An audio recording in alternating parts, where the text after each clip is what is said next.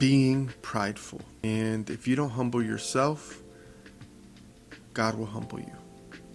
Learn that one the hard way. One lesson I feel like I've learned the hard way is gossiping.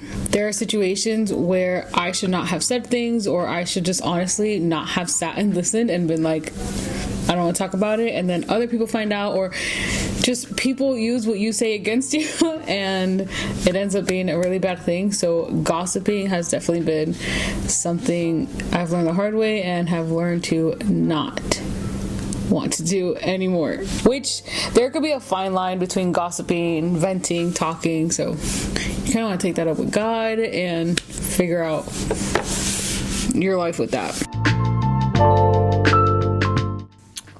When I first met my wife, I was a little rough around the edges, a little crude, and I've had to learn how to be more sensitive and delicate with my wife. She's brought out the soft side in me. I'm gonna say communication. I am someone who either over communicates or under communicates. I either talk way too much and don't even think before I speak, or I shut down. So I would say learning how to communicate with Andre has been something that's completely changed our relationship. I think couples need to grow together and separately. Like, we need to grow together as a couple, but also I need to grow as an individual closer to God and mature in a way with God. I can't just be in the marriage. It has to be with both, in my opinion. I would say both. I feel like you want to grow separately because with God, He's going to have us do things separately and together as a couple. So you want to grow separately the best that you can, but you also want to grow together the best that you can.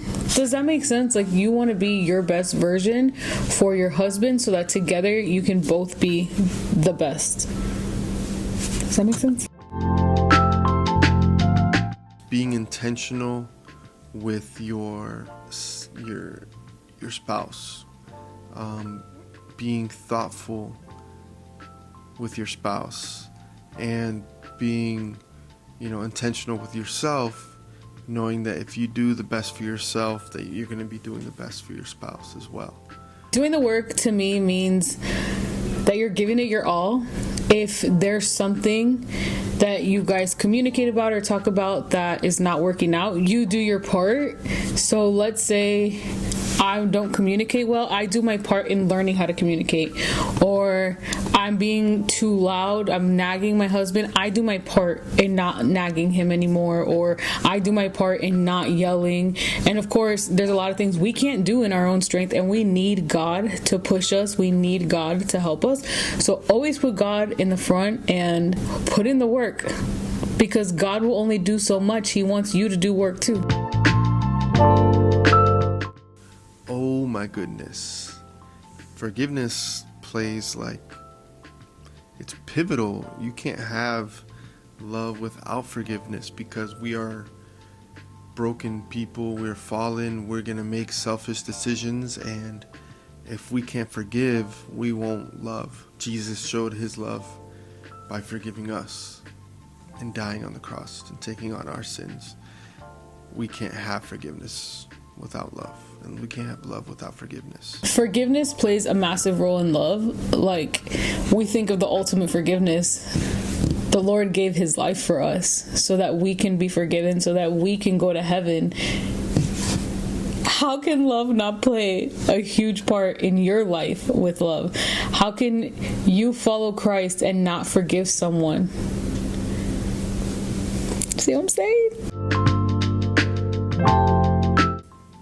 First, you have to know each other's goals, and then we have to support each other. If I know that my wife is trying to accomplish something or be something, I'm gonna be her biggest cheerleader, her biggest support. You can ask if she needs something, I'm probably gonna buy it.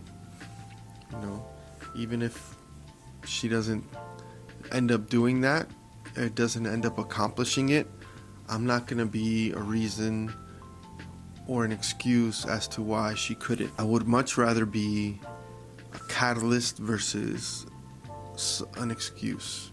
So I would rather be the person that believed in her and catapulted her and helped her, instead of looking back and saying, oh, what if I would have had more support?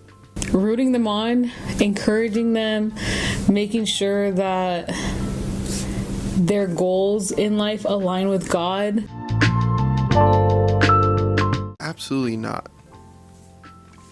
I think therapy can really benefit people before they're in trouble. It can help them learn how to navigate certain situations before they arise. You know, this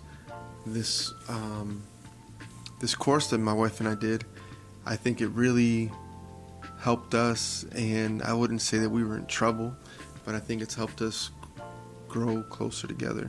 I don't think it's just for people who are in trouble. I think everybody can go to therapy because we all learn from each other, and God puts people in our life to help us to grow. There are people who know way more than we know, so why not learn from them? So yeah, I don't think it's just for people who are in trouble.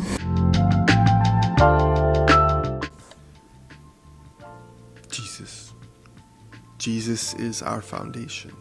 That's how we stay grounded during hard seasons and during harvest seasons. And God. Literally God. I can't, God.